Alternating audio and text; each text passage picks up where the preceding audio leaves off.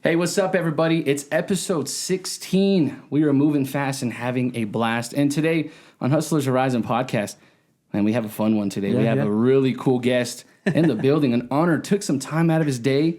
Rye Wolf, how are you doing? I'm great, man. Thanks for having me on the Hustlers Horizon. Hustlers Horizon podcast. How did you guys come up with this name? I'm curious. How did we come up with Man, it? we just, when we were thinking of ideas, kind of we were talking earlier, like how do we, if we're going to do a podcast, who do we want to bring on? What do we want to talk about? We can do what everyone does is just kind of BS. shoot around BS on there and just, hey. But it was like, man, if we can bring on people who are really just doing something awesome in the city and just hustling. I mean, they whether they're starting a business or they're staying involved in the community, it's all about telling their story, man. We'd love to give those people that spotlight. Not that all of them necessarily need it because they're rocking and rolling like yourself. Right. But it's an honor to us that you took time out of your day to come and talk with us. And we are excited to tell the listeners, subscribers, your story. Yeah, I'm excited to tell it. Perfect, Rye. Well, let's jump right into it. So, Rye, we were talking earlier. So, your background, you used to be a coach. I was a coach. I was a coach for close to 15 years. I was a collegiate track coach. Oh, wow. Did a little bit of volunteer time when I was getting started at the high school level. Okay. But knew that I wanted to coach at the collegiate level, and I'd been involved in track and field my whole life. And that's kind of where I felt like my home was, where I wanted to really impact kids, you know. Mm-hmm. And so I when I was looking for opportunities, West Texas A&M was an opportunity. Yeah. And actually, they didn't have track and field at the time; they had cross country only. And I took a visit out here and was like, well, maybe in a couple years they'll start track, and I'll just be in a fortunate position where maybe I can slide right into that role. And it just so happened, maybe it's self-fulfilling prophecy, the universe speaking, I don't know. But I was able to get the head job at West Texas A&M at 27 years old. Awesome. Oh, wow. And then it just went from there. I mean, it was a lot of hard work, but after 10 years, we won a national title. Yeah. And the ball's been rolling ever since for that program. And I got an opportunity to go to Division I. Okay. And coach, and it was a great opportunity, a new challenge for me. Most definitely. And so I said, you know what, I'm going to do it. It was down in South Texas at UT Rio Grande Valley. Okay. And spent 5 years there, coaching there, turned that program around, and had some success. And then COVID came around, COVID. right? Oh, and I think COVID created a lot of hustlers, right? Yeah, it did. Yeah, most definitely. It really did. And for me, I had an opportunity to pick up the guitar again. Yeah. So started playing, started writing again, and it had been a long time. I had my guitar down for about 9-10 years. I wasn't doing anything with it. Wow. Yeah. And had a new voice, had some new life experiences, some things I wanted to say, and so that was about 3.5 years ago is when I really started getting back into it. Yeah. And it's just kind of grown, and ever since we moved back to West Texas, my wife is from Canyon. Okay. Mm-hmm. Yeah. And I just fell in love with the area. It really fits my style. It fits my awesome. vibe. For sure. Where are you originally from? Born and raised in Oklahoma. Okay.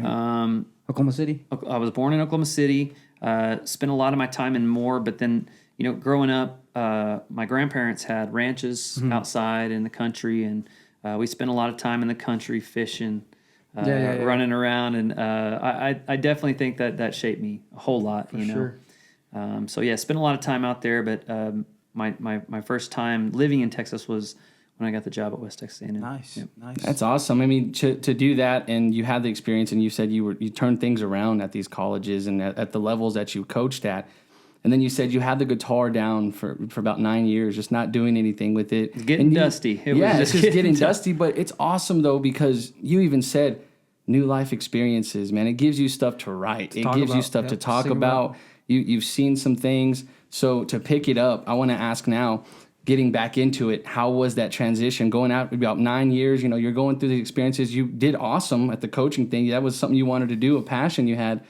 But the transition to get back into music, how was that? Scary. Yeah. It was scary, I mean, I'd made a really good living coaching. And now you're talking about jumping off a cliff that you have no safety net. You're completely self-reliant. Yeah. How are you going to make income now? And I'm sitting here thinking, well, and the gatekeepers that existed 10, 15 years before when I was doing music, it didn't exist anymore. You know, you had Spotify, you had iTunes, you had access to all this stuff to get your music out. You had YouTube, you had all these platforms to now push your music to people that potential fans, right? And so I thought, well, you can really build a business around this now. Absolutely. And so, you know, for me, it was still scary because I hadn't played in 9-10 years, and I felt like I was behind. I needed to catch up. Yeah, You and I'm know? sure social media helped you a lot too, right? Well, Getting out there and, initially it was slow. it's slow. I mean, I still had to build up, one, my skills again. So I was spending 6 to 8 hours a day Oh wow. playing and writing and trying to get back to some form of what I used to be. Yeah. And but the songs were flowing. I felt like I was writing really solid songs even from the beginning of getting back. And it was about, okay, I have these songs, my skills are catching up. Now I have to go start finding opportunities. And so then I started every weekend. I'd hop over to South Padre Island and play a show. Yeah. Because we lived about, I don't know, an hour and a half away. And I'd come back, and so the weekends I was shooting over to South Padre Island, kind of sharpening my skills at live performance, Exactly. and I'm really thankful that I had that opportunity because I'm sure I was very, very rusty when I was starting, but then I got to play consistently, Yeah. and you know it helped me get better. That's what I've noticed. We were looking at your YouTube channel, and you post almost every day, or how often do you try? I post every day. That's awesome. And I sometimes twice a day. Yeah. Sometimes morning every morning, and then sometimes I'll come back and post maybe a live performance in the afternoon occasionally. But typically I'm sticking with the short form content. That's what we were looking at. I'm sticking with the short form content. It's what's working for me right now. I'm also doing some long form on YouTube. I'm actually going to get into a show that I'm about to produce in July called Wolf Goes West. Okay. And it's about exploring the American West and kind of integrating music and culture and just interesting, cool things in West Texas, the Panhandle, and the American West. That's awesome. Into this show, you know, and because my music is so influenced by the culture in the American West, I feel like it's a good marriage. It's a good That's pretty cool. intersection. Absolutely. You can tell. And you said the short content is working, and it's awesome because what you post, it's like, oh, this is awesome, man. And you don't get tired of it. Yeah, you want to just keep going to the next one. So you're it's doing variety. awesome at that. It's like a variety show, right? Exactly. And there's a lot of planning that goes into it. I've talked to a couple of our other artists that have asked me about it. You know, said, man, what you're doing is really, really interesting. Yeah, that's what I how wanna did you know. how did you stumble upon doing this? Exactly. And to be honest with you, I do a lot of research. I do a lot of research about what other artists are doing, what's working, even what's not working with artists, but what's working in social media, just social media in general. You know, I'm a big Gary Vee fan. Us too. I follow him, figure out kind of what he's doing. And you know, and for music, it's really, really hard because music is a very saturated market. Yeah. But when it comes down to it for me, and I don't know how you guys feel about this, but when it comes to social media, when it comes to any kind of marketing, because that's really what it is. Social media is essentially marketing. Exactly. But you have to take the focus off of yourself. And you have to put yourself in the user's position and say, well, why would anyone want to watch this? Exactly. They've got to be able to connect with it, right? And so for me, I don't want to give away all my secrets, but Oh yeah, wait, no. no. But seriously, it was about making the context of the videos something that folks could gravitate and connect to, Exactly. without the music even being a part of it. Yeah. The music is secondary. The music is probably 20% of the video. Really, like 80% of it is the context. There's something up there that's people are like, oh, that's interesting. Yeah. What is that? I walk up. They start. I give my little Yeah. spiel about it, my No, little you have one-liner. you have a one-liner. How do you come up with that? Just do your Oh research, man, or- no, it relates to the place you're at. Right? it always relates. I always try to put it in context to the place that I'm at, but also the best videos put it all together. The song, the context, the words with it. It all fits together. Those are the videos that really go. Yeah. And it's not always easy to do that. Yeah. I couldn't imagine. I wouldn't imagine. Can you it's kind of easy. explain what you do, like, because for the viewers, you find areas to go record in front of, right? Yeah, I scout a lot. So how does that process work? So I'll scour these like Texas historic websites. or traveler blogs and things like that, and I have a running list. I mean, I have a running list on my phone of, 200 sites. I was telling him, I was like, I wonder if he's ever gonna run out of places. You can't. No. Yeah. If you look, If you're creative, Yeah. you can't. You like I mean I literally did one on a slide the other day, like saw that. at a playground. Like I mean you could really, if you're creative enough, you can. And what I've found is over the years, if you bring your creative process I think too many people get overwhelmed. Like, oh man, I got so many ideas, but you can really look at one thing. You can look at a single chair in a room or something, and you can, if you can take the simple idea and mold it into something. I really think that's a great way to simplify what you're doing. Exactly. And I even do that with songwriting. Yeah, I want to condense my message down in as little of lyrics as possible. Yeah. And get that point across and try to condense the idea and the creative down to where it's more impactful. So, I have ideas and I'll have like little drafts and notes about here's the one liner I could use, or and I'm a big sketch comedy guy. I love sketch comedy. I always have. Variety shows. I grew up on the Muppets. Okay, yeah. The Three Amigos singing and dancing. I don't know what that is. You don't know what that is? No. Oh my gosh. Yeah, so you don't know who the Muppets are, like Kermit the Frog and... I grew up, I didn't even watch TV. I was just playing video games. And that's okay. Yeah, that's okay. I didn't do much. Like the California Raisins. I don't know if you know the California Raisins. They were a musical variety and comedy show. It was like claymation. It was pretty revolutionary for the time.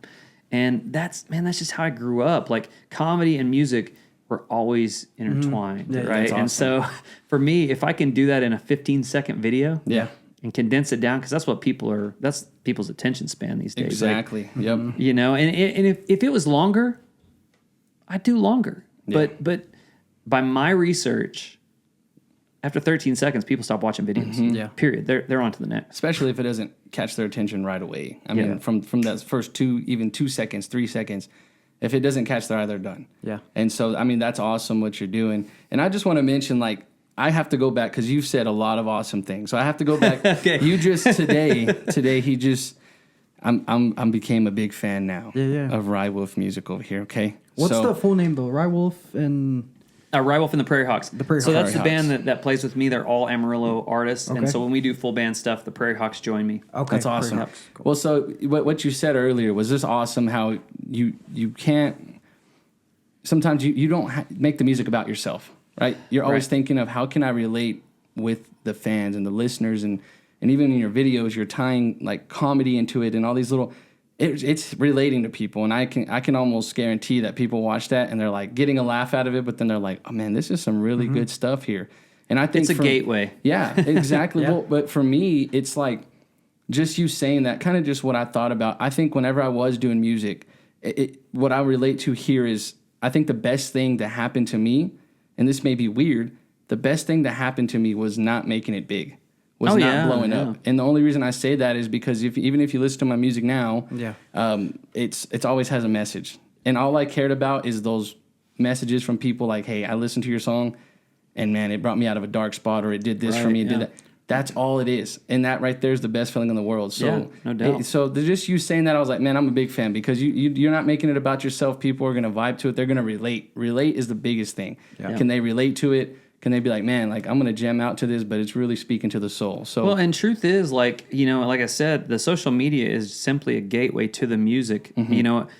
Coincidentally, if people like the content, then they cross over because. And I'll tell you what it is, guys, and this is how I stumbled upon this idea. Yeah. And I hope people that listen to this really take it seriously if they're trying to hustle on social media. Most definitely. I learned this from my son.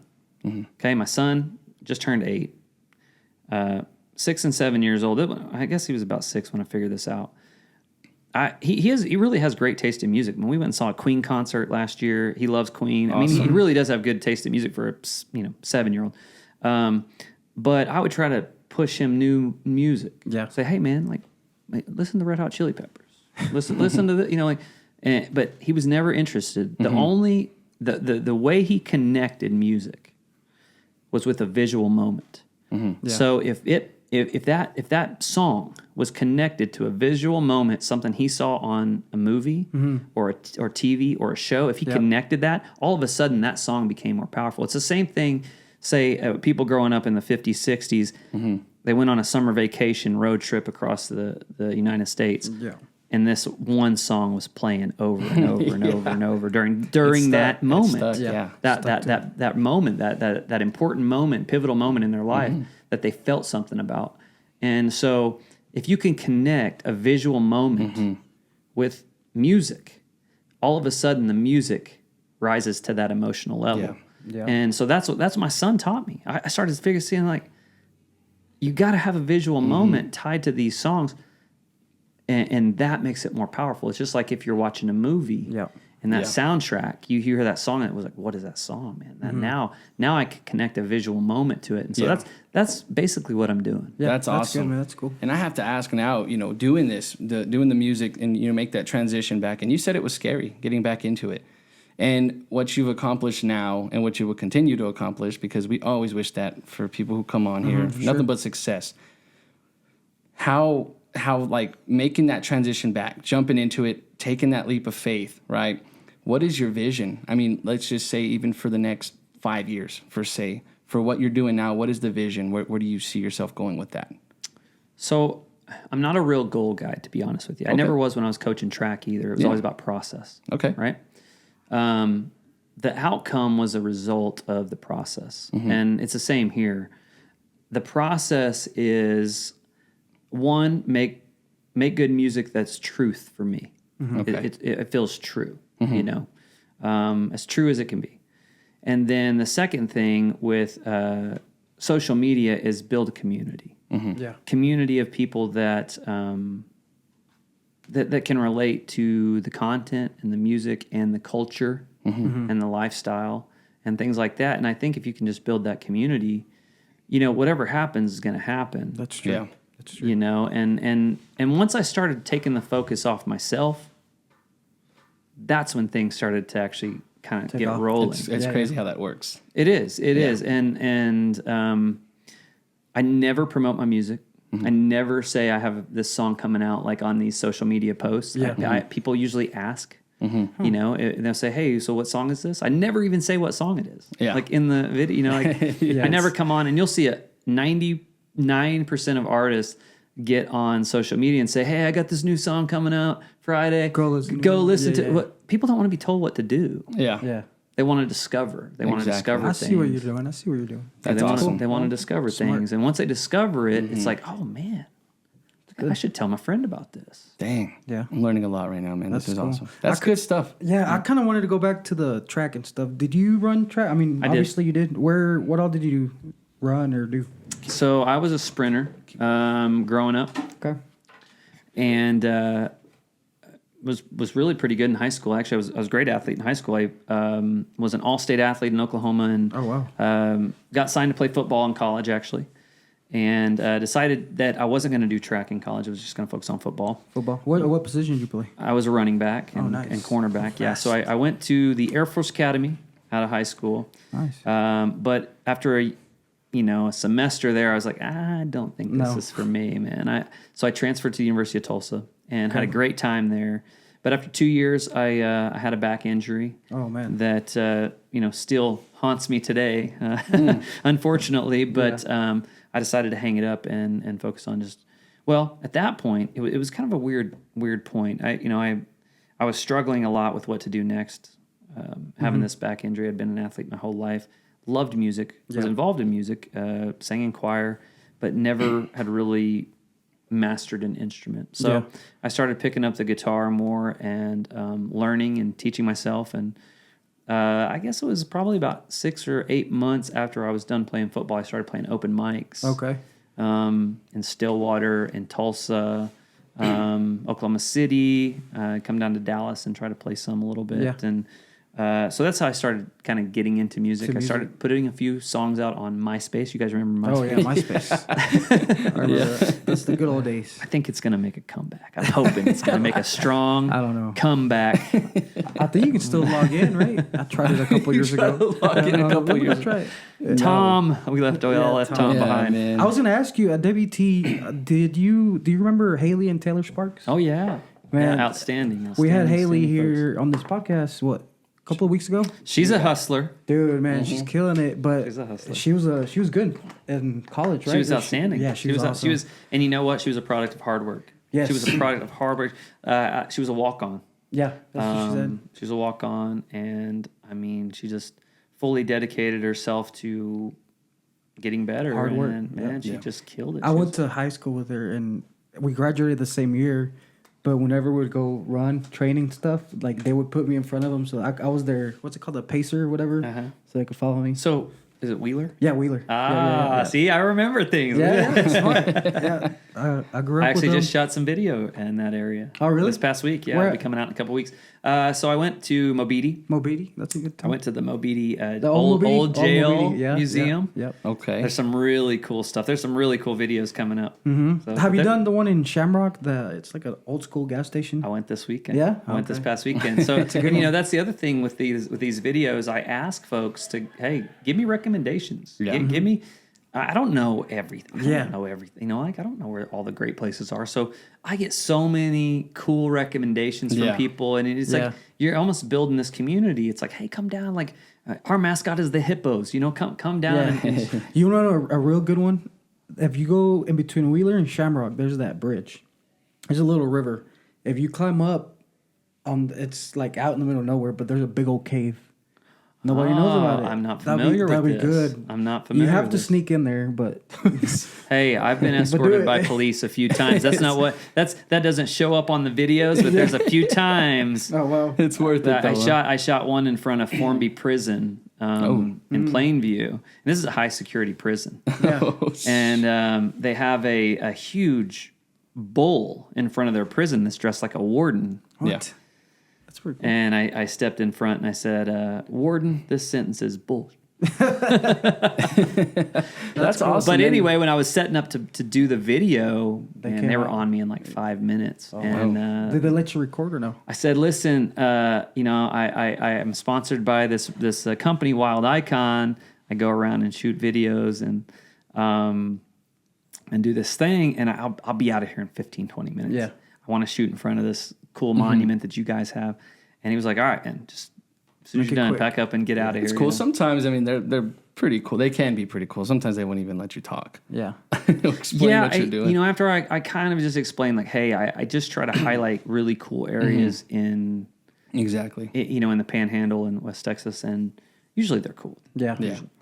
That So- cave will be good though. I'll talk to you after. Yeah, this. afterwards I'm gonna note that down. For and, sure. and, It'd be cool. So I want to do something. I want to do something a little different. Okay. Usually I ask, and we're gonna ask it later, anyways. But we're gonna have a moment here, Rye. Okay. Just because I've loved the conversation that we've had. I love what I'm hearing. I love everything you got going forward, and just your thought process. And I always like to talk to musicians and. I want to talk to you now. Obviously, we brought you on, but I have a question for you. Okay. So, I've been wanting to get back into music. I know I said I used to do it and stop, but I want to ask for some advice here. We're gonna have a moment here. We're gonna have a moment. So, music was a big part of my life, man. I was 12 years old when I started, and I started doing Christian hip hop. It was so different. My dad was like, "You want to do Christian hip hop?" I said, "Yes." He's like, "You're a shy 12-year-old kid." But once I started writing, and I would get on the stage as a whole different person, right? And then get older and start making, you kind of not necessarily stepped away from Christian music. I'm still a believer, still love still love God, still love everybody like God would want me to love them. Then I started trying to find myself in music, right? Yeah. So I love singing. And then it was like, okay, what kind of genre do I want? And I'm more of like my voice, it's more of an R&B feel, but I love country music. So it's like, there's a way to tie that. Chris Stapleton. Yeah, and he's one of my favorites. What I've been struggling with, though, is I'm my biggest critic, as a lot of people are, right? Yeah. And I struggle with the writer's block, but the writer's block comes from the confidence I feel like in myself. it's like, man, I see all these local artists. I see a lot of musicians here doing like what you're doing. It's awesome to see. And I'm like, and I could be doing that too, but oh, man, I'm not anywhere compared to them, right? What's some advice? Like, what is that advice you can give me to really just overcome that and really just jump back into it? Because that's how I express myself. And I've noticed when I stepped away from it, I've been so lost at times. Yeah. So this is always my advice to anything when you're kind of getting started and at that jumping off point. And it sounds simple, but just start. Mm-hmm. Yeah. Just start. I mean, like, you're probably not going to be great in the beginning, but you got to get reps. You know, if you don't get the reps, then you're not going to, like, you're just not going to grow, you know, and you're not going to find out what works for you. And I think your search for truth, like I said, you know, I want to write music that's true to me. Yeah. You've got to kind of grind through stuff that maybe isn't completely you and realize that. Yeah. Before you forge this path, it's like, okay, this is where, I mean, it took me probably, I mean, obviously I've been doing this a while, but when I got back to it, it probably took me about a year to really kind of fall into this groove where it was like, okay, this is my voice. Yeah. This is my home. You know, and you're still, even now, constantly evolving that and shaping that. Yeah. But if you don't take that jumping off point, you're never going to really know. Exactly. So just don't quit. Yeah, man, that was good. I just wanted to ask because I was like, man, we got to have a moment here because I thought that'd be a good thing to ask somebody. You know, just hey, like, I mean, that's music has been a part of my life, and I never thought about it. Whenever I was first doing it, it was, you know, people would share it, they would like it, the feedback was awesome, but never once in that moment did I ever think about myself. I just loved the thought of like people really love it because it's a good message to them. And then I started singing, and people were like, man. Even nowadays, they're like, you have a good voice. Like, you can really sing. And I'm like, thank you. And then I leave, and I'm like, no, I can't. You know, it's just like that battle of... Well, yeah, and we're all our own worst, biggest critics. No doubt. Like that. And I think to some degree, that's a good thing, you know, because you're always trying to constantly get better. But don't have paralysis by analysis. You know what I mean? Like, keep stepping forward. It's not going to be perfect. And I used to tell athletes this when I was coaching, like, not one scenario when you get to a championship, when you get to it's never going to be perfect, ever. You have to prepare and work hard enough that when you have a bad day, it's still decent enough. Yeah. It's never, ever, ever going to be perfect. And if you can just accept that going in and saying like, okay, failure is a part of this thing, then that's how people get to... You know, no legend or no person that's accomplished a lot, they probably failed more than anyone. Yeah, exactly. And they just accept it. They accept failure. They don't think anything of it. They don't worry about it's almost like they have blinders on, you know. They don't worry about the outside opinions, whether good or bad. I mean, they take the feedback, but, you know, you take it and you just, okay, and then move forward. Yeah. Hey, you know, Ryan, I really appreciate that, though. That was awesome. I mean, that's some awesome advice because... I constantly catch myself always giving people advice. Well, and that goes for any profession, you know, whether you're starting a business or you're getting into some other artistic endeavor or whatever, and you're standing at that edge. It's like, well, I just got to take this first step forward. You know, it may not be the best, but you got to have the blinders on, man. You got to you got to be able to deflect the other stuff that people aren't doing, you know, and I know, man, like this is a hustler thing. So like I really want to dig into that because you know, there's creators and consumers, right? That you're almost on one side of the line or the other. And I know I'm heavily on the creator side now, you know, right now. But you've got to make that decision. And once you're on that creator side, you've got to understand that. And there's nothing wrong with being a consumer. Those people are very productive in their own line of work, you know. And but the people that are criticizing you, if they are not, normally they're not on the creator side. They're on that other side. Most definitely. And they cannot completely understand that hustle and that grind that it takes to do what you guys are doing right here.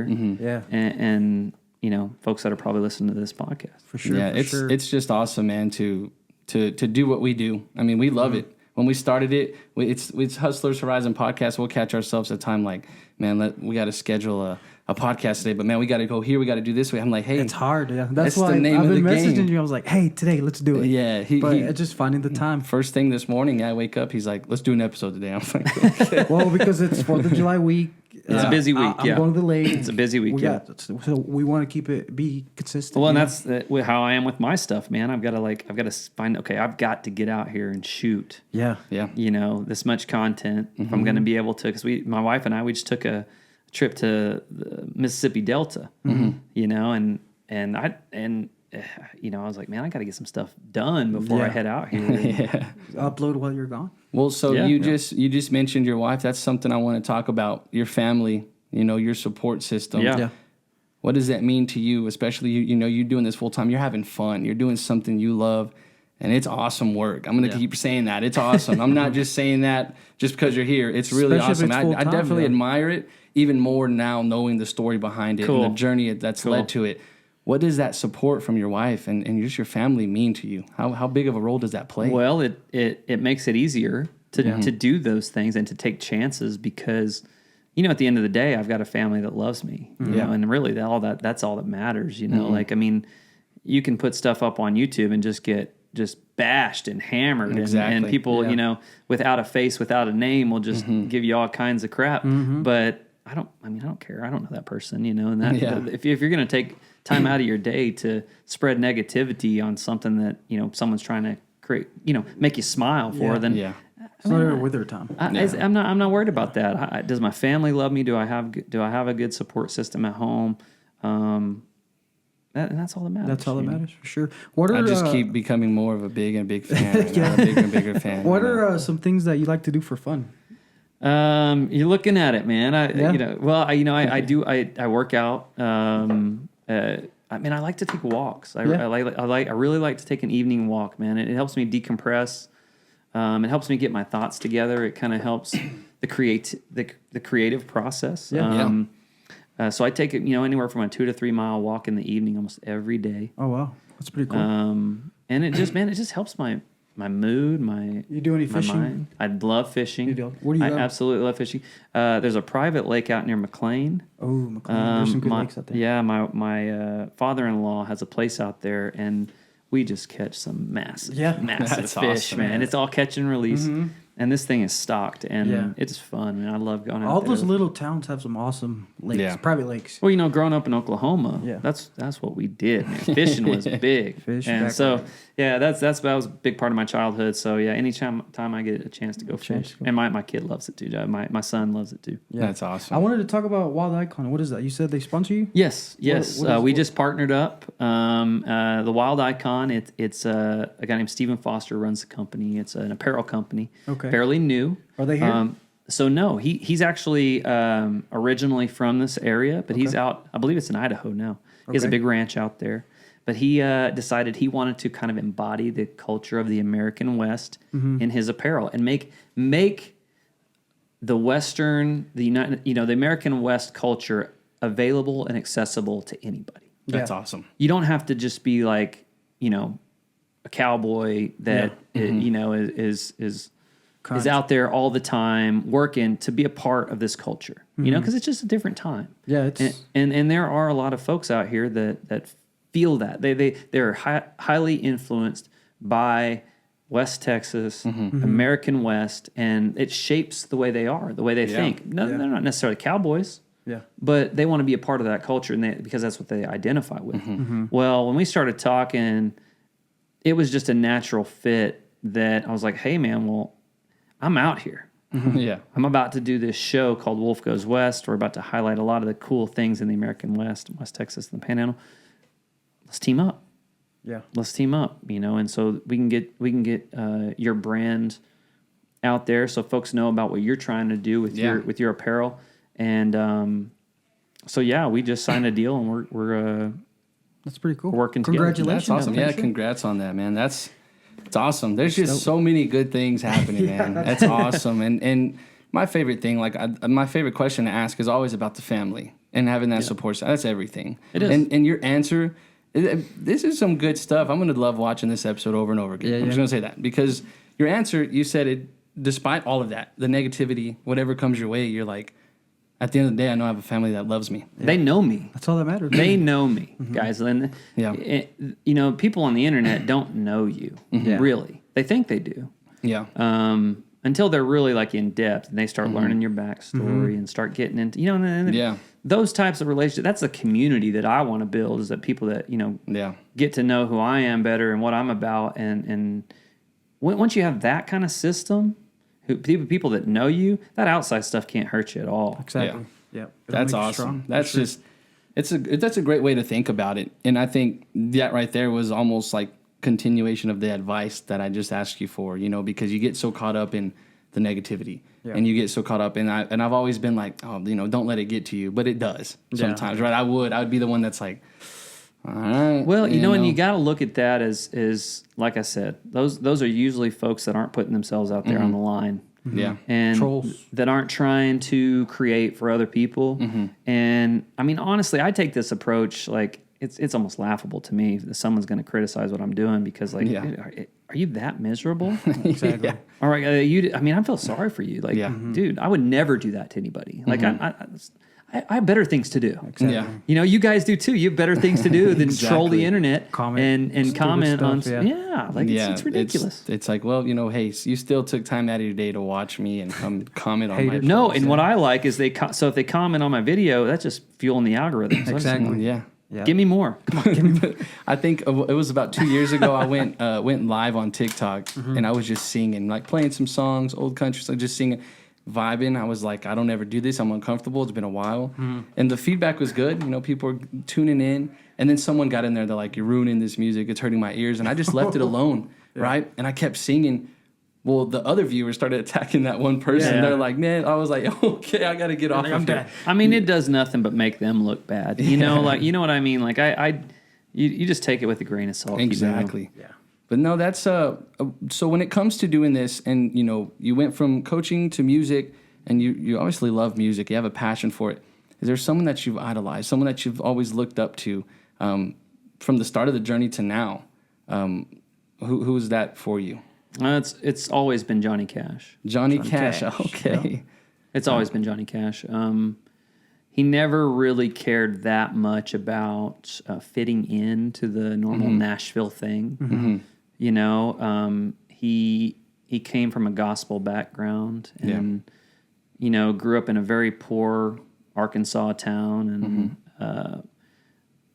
and lost his brother at a very young age and had a lot of traumatic things happen from a very young age, and kind of took that gospel upbringing and started putting it into songs that fit his real life and his narrative, right? And that's always stuck with me, and that is definitely a huge influence in the way I write music. Yeah, and because I don't truly care that much about whether it's accepted commercially, I really don't. If it's my truth, if it feels good for me, if it's true to my influences, which I grew up with a lot with the blues and classic country, and that's really heavy in the music that I write. If that feels good to me, and it feels true, then it is what it is. And the folks that accept it and like it, they're going to do that. And those are the right people that I want to have around. That's who you want on your team anyways. Yeah. And if not, it's okay. Like, people don't like all the same kind of pizzas. Yeah, that's true. Especially the ones with pineapples on right. them. They're not too bad. I mean, that's what I'm saying. Like, there's different flavors for everybody. Yeah, and, that's true. And there's audiences out there that are gonna accept your music. I mean, if you work at it and are good at it, there's an audience out there. Yeah. Yep. I wanted to talk about, do you have any upcoming shows or anything like that in town or in the Panhandle? So my next shows, I think, here in the Panhandle are going to be in August. Coming up. I've got some out of town. I've got one coming up in Fort Stockton and then Midland and a few different ones in West Texas, doing a couple of festivals and things like that. Okay. I will be playing at the Hoodoo Festival in September. Nice. So you will be playing in that? I will be playing there on one of those stages. Yeah, it'll be... we'll be there. It'll be cool, man. It'll be a duo show, and I also play a suitcase kick drum when I do kind of the solo stuff. So I'm playing That's suitcase cool, kick man. drum. That's cool. So yeah, I'm gonna be playing that festival, and I'm really excited because, I think they just kind of came across my stuff because I was doing these videos in front of these murals and shouting out all these artists and Blank Spaces who does a lot in Amarillo, and just trying to push that whole artistic side of Amarillo forward. Yeah. They reached out to me and like, hey, I think you'd be a perfect fit for That's this cool. festival. Just so. doing that got you to Yeah, that position. yeah. Last year was my first year going to the Hoodoo Music Festival, and it was a blast. I'm Was it? definitely going back. It looks super cool, man. I Super didn't cool. I didn't know what to expect. I My didn't- buddies yeah. were like, "Hey, I got some tickets. Come on." I was like, "Man, a music festival downtown Amarillo. I don't know how I feel about it, man. I'm going back." That was awesome. It was a now good that time. he's there too, we'll go check him out. Oh, for most sure. definitely, man. They have the big stage. They had another stage with a bunch of artists that you're just going back and forth. Yeah, I listening think to we'll all be the on one of talent. those side stages. Yeah, but you yeah. just listen to the talent a lot because I know a lot of them were local artists as well. Yeah. But dude, it was awesome. Now, is it gonna be a full band? No, it'll be a duo. Duo, That okay. show Cool, will be a cool, duo. Yeah. That'll be cool. So yeah, I'm excited. I'm just excited for everything that you have in store that's coming. For the videos that you said that you've shot that you're gonna be especially releasing some Mobili, content. Wheeler. That's How- my how side does of it- town. Oh yeah, in Wheeler. Okay, yeah. Okay, I have to ask though. So you mentioned planning. It's a lot of planning, right? It is. And to be able to do that, to focus on your music, and then on top of that, you're shooting these videos, and on top of that, you're putting them together, and then on top of that, it just keeps going. Yeah. Then on top of that, you're posting, you're marketing yourself every day, super consistently. Yeah. Like how? Yeah, well, you gotta. It's like how? Like You do know, your own man. editing, right? You do your own editing and it's all that like- stuff. I'm a little insane, I guess, when you put it that way. Hey, he's a hustler, man. I That's what had it's to about. get dramatic with that, and then on top of that, you just got to keep Yeah, going. well, I'm putting songs out every 2 or 3 weeks too. Jeez, like- Where do they find your song? Spotify. all the streaming platforms. What is it? That's under? awesome. Rye Wolf and Just Rye Wolf. Yeah, Okay, yeah. cool. You can look under Rye Wolf on all the Spotify. But yeah, it's a streamlined process. I've got a way of doing things that streamlines it. When I go shoot content, I usually batch it. I'm usually shooting anywhere from 7 to 10 videos at one time Oh, nice. in a smart, day. So I'm not going out. I mean, like it would just be too tedious to go shoot out every day. I kind of I try to shoot once a week, and I kind of have a kind of a plan Yeah, for what I'm okay. going to do. And so I may take a day and nail down all the locations, and then I will also kind of come up with the sketch scenario, the context of what I'm going to do in those videos matched up with the song that I'm going to perform Yeah. in the video. Yeah. And so once I get there, if I have the idea right and it's set and all my equipment's ready to go, it really only takes me about 15 minutes to shoot the video. Yeah, No, wow. it's pretty cool. That's And- crazy. Yeah, it takes me about 15 minutes on the system that I've kind of built, and then I usually edit. You guys are gonna believe this, I edit the videos the morning of when I post them.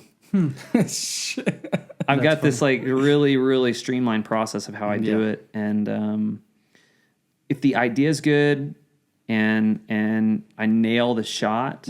Now there are times where I've got one shot, one time to get the shot. Yeah. And I did one downtown on the cattle drive in Amarillo, the Polk Oh, Polk yeah. Street cattle drive, and I had one opportunity to get this right. Did you get it? I was there for 20 minutes before I got my location, and I practiced it a couple times just to make sure I had the timing right, because if I didn't get it, they're gone, Yeah. Yeah. and then I got nothing. Oh, I think I saw that one. Yeah, and man, I nailed it. I got it, and I almost got ran over by a horse. I know. Then you picked it up and ran Yeah, off. I remember seeing That's that. awesome, I man. watched that one. But Dang. but it does take a lot of planning, and then that's what I said. Once I get the shots done, I've got 7 to 10 videos Yeah. to post for the next.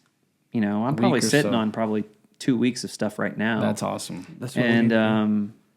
so then I can kind of lay back. I can write. Yeah. Then you I can record. Yep.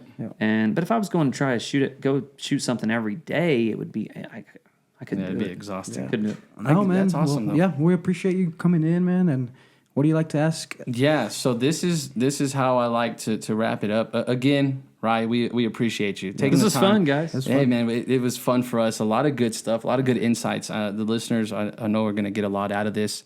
Anyone who wants to start a business or music-wise, you gave me some great advice. Yeah. Now, this is my favorite thing. You're going to give advice again. This is the fun stuff. So there's somebody out there, and they're either younger or older, and maybe they want to get into music. They've had a passion for it. Maybe they just want to start a business, and they have that fear, right? It's scary. They're like, I don't know, if they were to come to you like I did today and said, what's any advice you'd give to me? What's that advice you'd give to somebody that maybe wants to get into music, start their own business, be a hustler, get out there? What's that advice you'd give to them? So I think the difference between 15 years ago and now is you've got to do it all. You have to be good at it all, or you have to have a team, right? And so for me, honestly, other than the folks I have playing in my band and recording with me sometimes, it's a one-man operation. Of course, I have my family to support me, but and some folks I can reach out to ask questions. But I do the video editing. I do the shooting. I've had to educate myself on all this stuff. I've had to educate myself on recording, the recording process. But then you also have to be a great musician. You know, you also have to write songs. You have to be able to dip into all of these things. And I think that discourages a lot of folks. It's a lot of work. That is the nature of the way things are now. Whether it be business, if you're not on socials, hustling, you know, and providing something of value for other people on social media, there are tons of other people in your industry that are doing that. And they're going to get the attention. They're going to because it's familiarity, or, you know, being familiar with the brand. And so like if you have two choices, if you've seen one 7-8 times on social media, what are you going to lean towards? Yeah, that's true. Exactly. You know what I mean? So like, the advice that I would give is, if you are wanting to get into something as far as creation or being a brand or being a business, you have to be ready to dip your foot in all of these different things. Yeah. Learn and educate yourself. Yes. Yep. Yes. Awesome. That is the biggest investment that you can make, other than a financial investment, and maybe even more important, because you can do some of this with very little money. Yeah. You got to be creative, and you got to hustle, and you got to figure out these other aspects of how to get your brand in front of people's eyes. Yeah. I love it.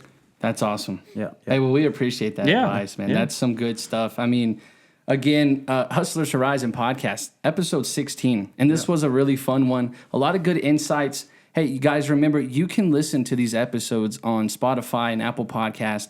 It's just awesome. Rye Wolf, we are looking forward to see the many more great things that you're doing around here and just everywhere else, man. Where can we find you? Social media, Facebook. So most of my handles are at Rye Wolf Music. Okay. And then my website, rywolfmusic.com. I've got links to merch on there, and schedule for my touring or live shows, and then information and all that good stuff. And then I have a Patreon page where I post behind the scenes type stuff of these videos I'm shooting. Sometimes I'm traveling locations. Sometimes that's awesome. Huge fails that happen while I'm on shoots and things like that. You got a way for the fans to keep up with you and all of it, the behind the scenes, and build that community. That's awesome. That's awesome. Hey, well, again, I admire what you're doing. Congratulations on everything. Well, thanks for having me on, guys. I'm so glad I was able to be a part of it. Awesome. Hey, again, it's Hustlers Horizon podcast, where we hustle up, level up, shift the mindset to build a better us, build a better business. We'll see you guys next episode. But until then, enjoy this one. Bye. Bye.